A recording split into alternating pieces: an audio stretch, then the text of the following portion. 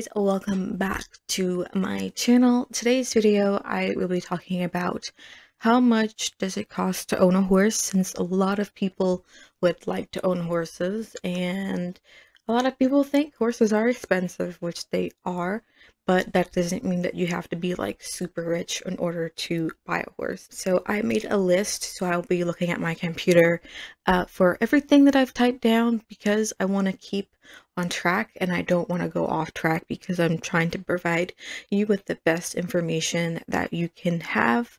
This is not going to be a video about how to convince your parents to buy you a horse, because financial situations for them are different, but I hope that this can help you even if you're young, how you can buy a horse. And I have 2 horses, so and I've had 4 in total, so I do know a lot about owning horses and how much money that it costs.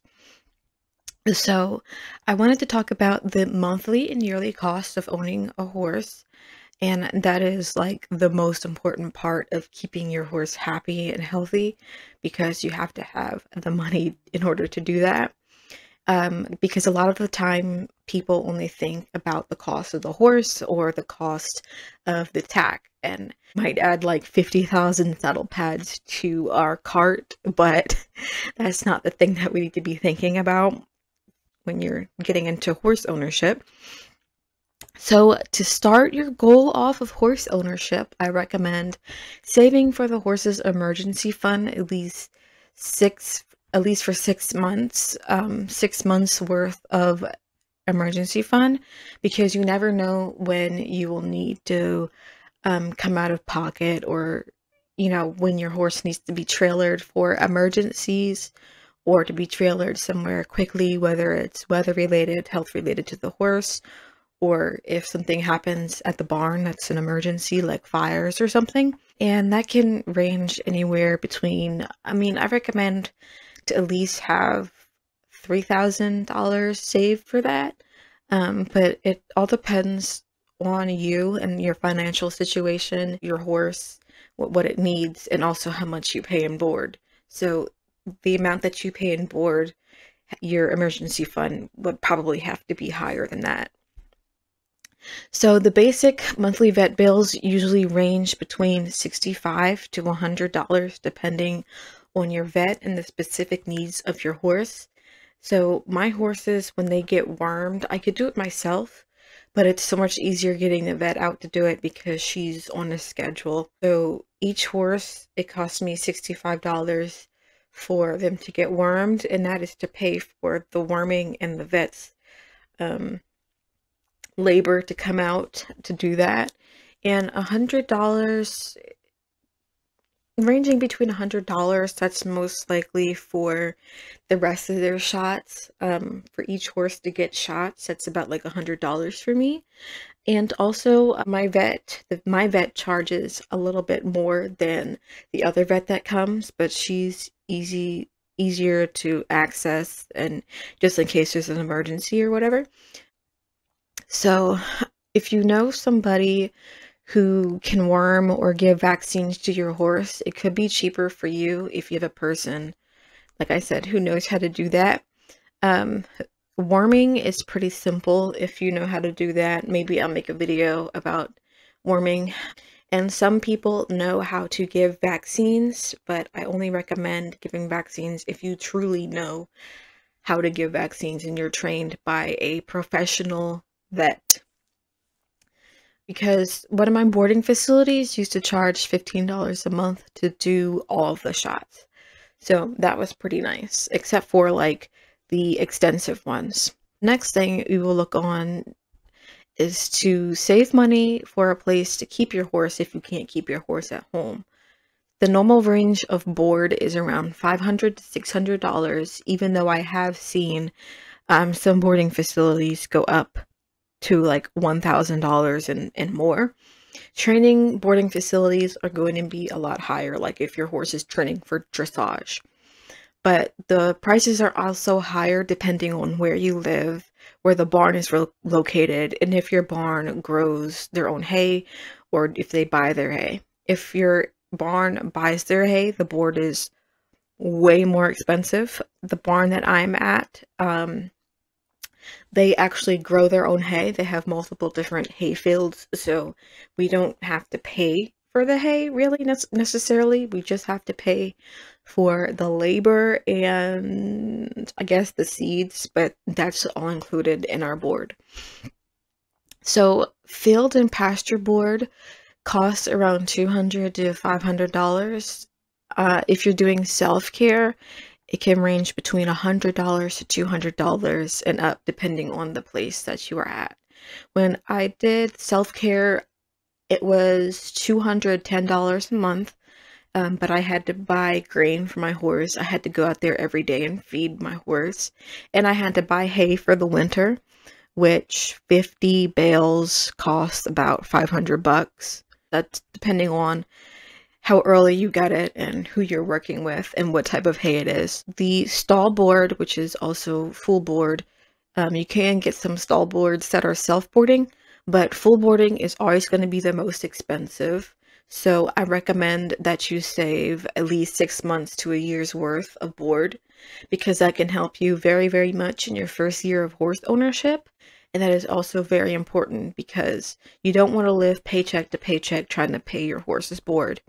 You always want to make sure that at least if you have 6 months board, if something happens and you have to pay other bills, you can still go into that savings for your board and you can use that. I don't recommend only draining that account. I would say go back and forth because you always need to have the money in that account. If you could only afford to have a horse for a year and that money runs out, then you're not going to have anything. You're not going to have a horse either. Trust me, it's very stressful when you can't pay for board. And then the next thing we will talk about is looking for your first horse. And I recommend to look into adopting a horse because it's a lot cheaper than looking on a website like Dream Horse or any of the other sites that you might look at to buy horses. Even though you can have like horses selling there for like $1,000, because you know the normal range for a horse to be sold is between 1,000 and 10,000 plus when you're buying a horse, and adopting a horse gives the horse a second chance at a new life. And adoption fees go anywhere between $200 to $8,000, and it might be more depending on the training, the barn, or the place that you're getting the horse from. But you mostly see the adoptable horses pricing at $500 to $1,000. So where I got Oliver from, the Standardbred Retirement Foundation, the horses get adopted depending on their age and I think maybe experience. Because I adopted Oliver from a person who was working with them, I didn't have to pay like a lot of money to have to go out to New Jersey to see their horses and the horses that they worked with. So Oliver was he was either $500 or $750. And then Jerusalem, I bought him on track. TRACC, I bought him off of track, adopted him. His price was $1,500 but their horses can go anywhere between $250 to like $5,000. And I know that sounds expensive, but they do have discounts depending on holidays. Like, say for instance, I got a horse in Christmas, all the horses will be listed at $250.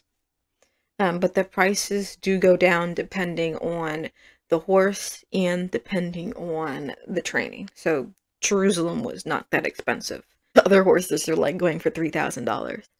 When you are looking for a horse, I always recommend to look at a horse that's within your skill level, because if you don't look at a horse within your skill level, your confidence will be knocked.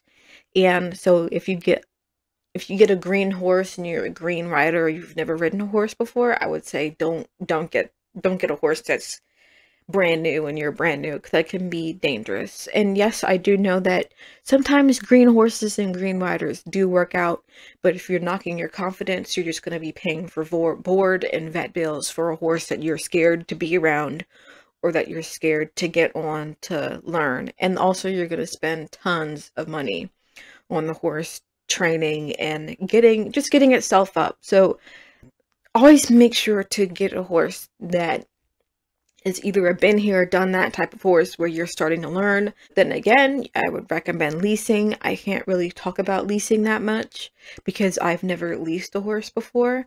To me, leasing where I live, at least, or the barns that are in my area in an hour out, it costs more for me to lease a horse than it is to own a horse. And I know it sounds crazy, but it does. It does cost more.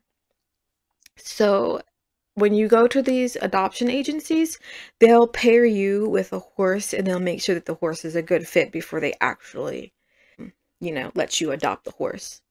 And adoptable horses, most likely, I'm not sure, I haven't seen any horses that couldn't go back to the adoption agency, but they will take the horse back with no questions asked. The horse is always the cheapest part of horse ownership. So they'll take the horse back if you're having problems with the horse, if you're having problems financially or with your health, they will take the horse back. No, you won't get your money back. And, you will probably have to pay for transport, but it's so much easier than having a horse that you just bought on dreamhorse.com and you have to try to find somebody to sell the horse to and nobody takes it. So it's always good to adopt a horse for that reason. Now, Jerusalem, he is my horse. I have the ability to sell him, and I also have the ability to send him back to the adoption agency. So that is why I like track if you're dealing with off-the-track thoroughbreds. So that is very nice. As I said, the most expensive part about owning the horse is its care. That's the most expensive part. Even if your horse is $50,000 that you bought, the horse is going to cost way more than that. So in my time of owning horses, I was thankful enough for Paris, Selena, and Selena to only pull their shoes in the mud. Jerusalem, he has a bump on his head, and he caught his heel bub the day that I put a hold on him. And so he's had an injury. And Oliver has had one injury. So I'm thankful that I'm not flooded with vet bills. Hopefully I don't get flooded with more, or thousands from Jerusalem. But that is basically it when it comes to owning a horse. And I can add this in here because I forgot to talk about farriers. Look at different farriers. A lot of farriers in boarding facilities don't promote on Google. Sometimes they'll promote on Facebook. So you have to look around. Some is only word of mouth that you find places. Farriers, depending on the horse, like what your horse is getting, whether it's going to be shod or barefoot. Oliver's and Jerusalem's farrier went up $5. He used to be $45, but now he's $50 since the gas prices rose. So always look at what you're getting, because I do know some horses get shod and each shoe is about $200. And that's very expensive, especially if you're doing competitions or cross country. They have to have special shoes, just like racehorses have racing plates. So yeah, that's about farriers. And then I guess when you want to start looking at tack, or if you have tack, at least have a tack fund where you can save that money for tack.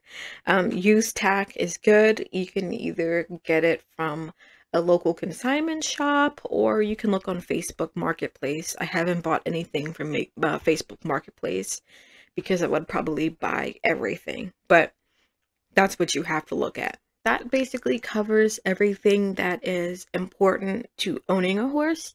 I hope this information was helpful to you, and I hope you are able to go on your horse journey pretty soon. Don't give up on your dream of owning a horse, because I'm not rich, and a lot of people who have horses aren't rich. We're rich because we own horses. The horses make us rich, but not with money. So I really do hope this helps. If you have anything that you would like answered, please ask your questions in the comments below. If you would like another type of video like this to help with horse ownership, leave that down below in the comments. Also check out my social media on TikTok and Instagram at Little Miss Equestrian, and I might have some other links down there in the description. So thank you guys so much for watching this video, and I'll see you later. Bye.